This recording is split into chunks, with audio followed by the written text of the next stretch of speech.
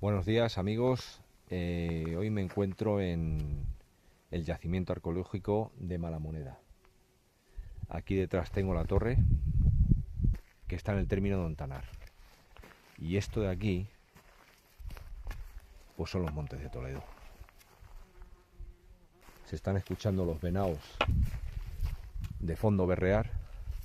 Aquí, aparte de haber una torre templaria, hay una necrópolis hispano-romana que luego fue aprovechada por los visigodos.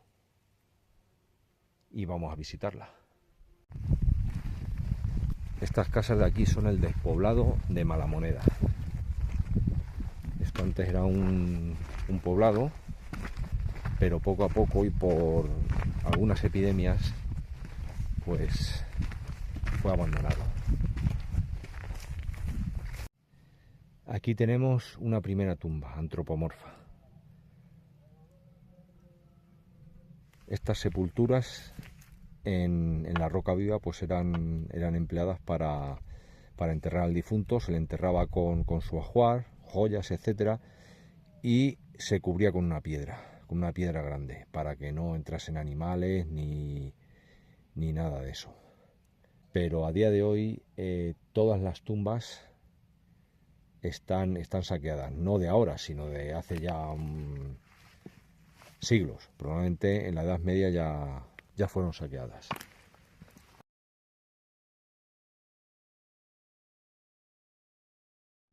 Bueno, pues ahí tenemos el castillo, también construido por la Orden del Temple, que se comunicaba por medio de señales con la torre, donde había una guarnición. Hoy en día el castillo pues es poco más que un corral. Está en bastante mal estado, ruinoso.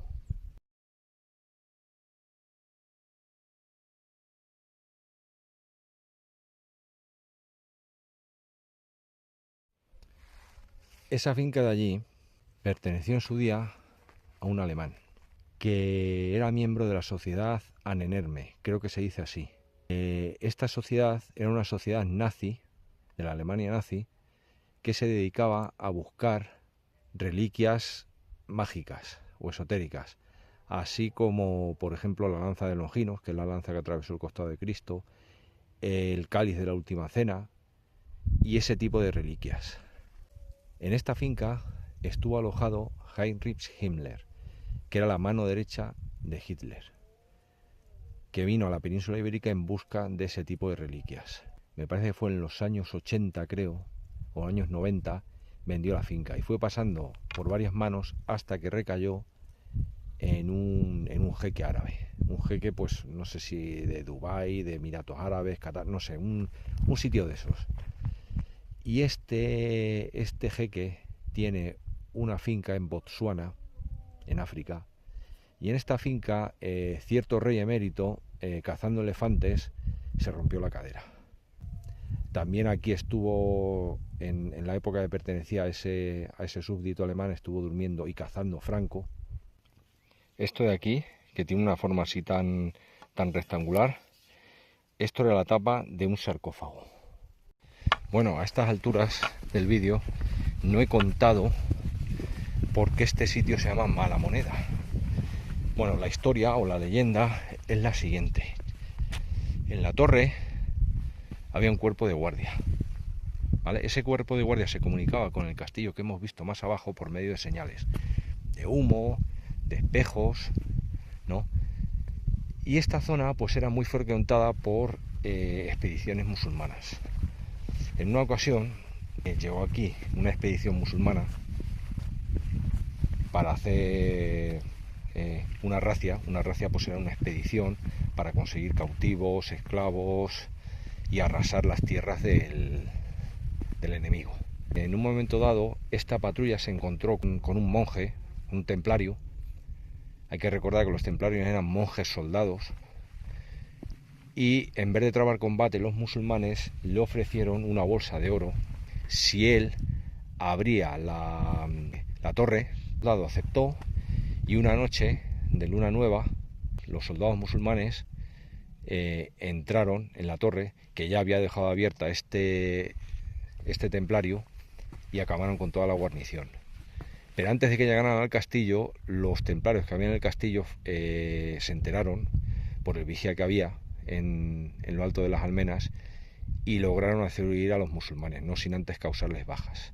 Se dice que los cadáveres de los templarios fueron absorbidos por las rocas, de ahí las tumbas que hay, la leyenda, pero bueno, son tumbas del periodo hispano-romano, menos el cadáver del templario traidor, al que los grajos y los cuervos se comieron.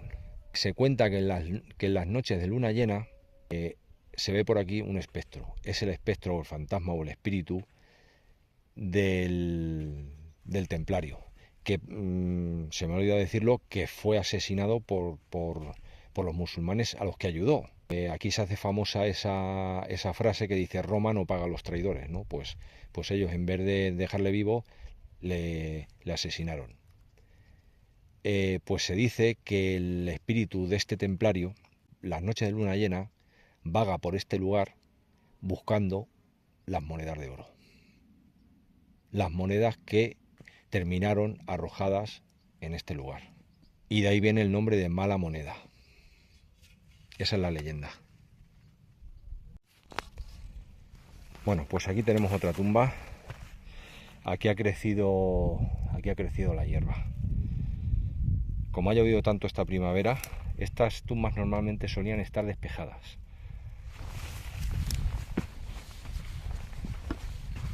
Y aquí tenemos otras dos tumbas más.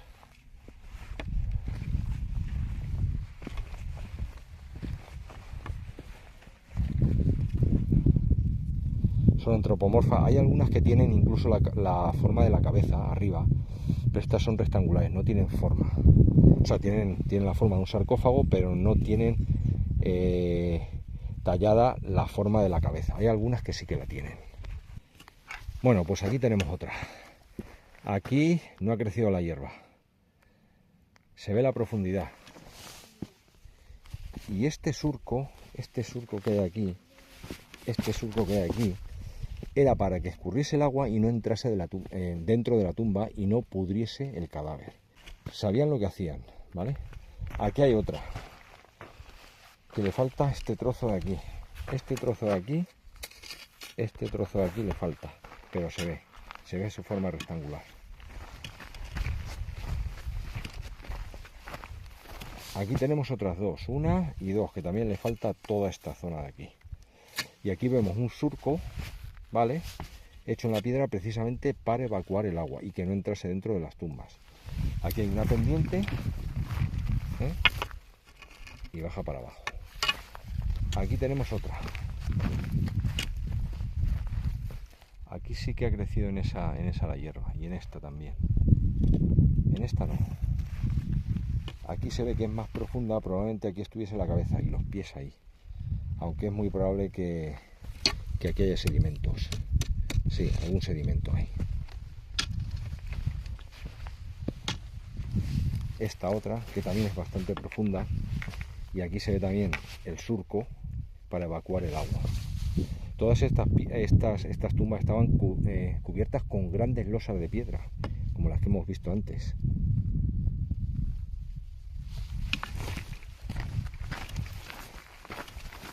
Aquí tenemos otra, con su surco para evacuar el agua.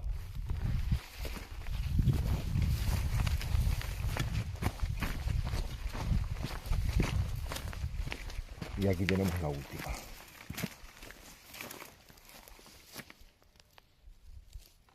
Aquí tenemos la última.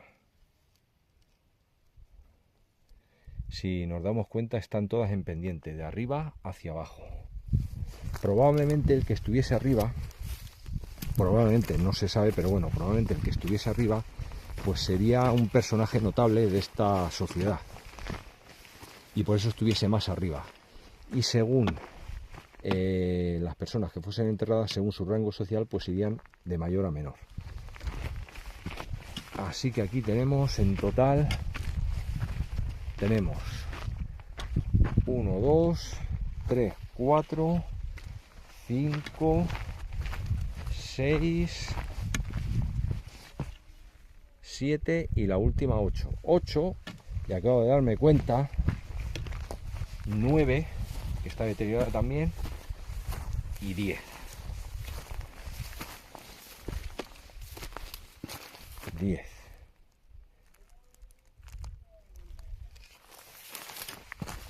10 y 11.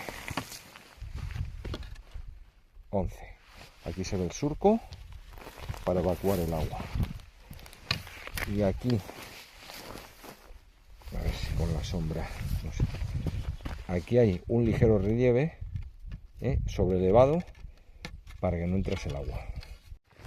También hay que decir que estas tumbas o sarcófagos antropomorfos, mejor dicho, fueron reutilizados más de una vez. Es decir, cuando esta sociedad hispano-romana colapsó y entraron los visigodos en España, en Hispania, en la península ibérica, y fueron conquistando una tras otra las ciudades, pues aquí se estableció una comunidad visigoda junto a la hispano-romana, y con el tiempo, con los siglos, pues estas tumbas fueron reutilizadas una vez, 2, 3, 5, las veces que hiciese falta. Entonces el ajuar que tuviesen los difuntos evidentemente se perdió. Y por último, pues muchas de ellas, o todas, vale, todas, en su día fueron saqueadas. No se sabe cuándo, a lo mejor quizás en época musulmana, pues ladrones de tesoros, pues buscando joyas y tal, pues fueron saqueando las tumbas, no solamente de aquí, sino de todo el orbe hispano. Estos sarcófagos de aquí reciben el nombre de lucillos y están bastante presentes por buena parte de los montes de Toledo. De todas las maneras, aquí hay un pueblo en los montes de Toledo que se llama Navallucillos, provincia de Toledo, que significa la nava de los sarcófagos, literalmente. Bueno, pues hemos visto ya 11 tumbas. 11 tumbas más las que hemos visto anteriormente. O sea, y las que hay por ahí, que hay más, y las que habrá sin descubrir, que habrá tapadas por la erosión. Aquí tenemos otra piedra, y aquí hay como una oquedad. A esto popularmente se le llama el altar de los sacrificios, popularmente, ¿vale? La tradición lo llama así. Los arqueólogos dicen que no, que bueno, que esto es, pues simplemente lo habrá hecho el agua, pero vamos a ver, es cierto, o sea, no está constatado que esto fuese un altar de sacrificios, porque los altares de sacrificios se ponían en sitios muy muy altos. Esto está aquí, y las tumbas que acabamos de ver están ahí. Por lo tanto, esto no puede ser un altar de sacrificios, ¿vale? Pero bueno, la tradición popular pues lo dijo así en su día, los lugareños, y bueno, y así se ha quedado. Y esto se llama el altar de los sacrificios. Pero ya digo, no, arqueológicamente no está comprobado que esto fuese un altar de sacrificio, ni mucho menos.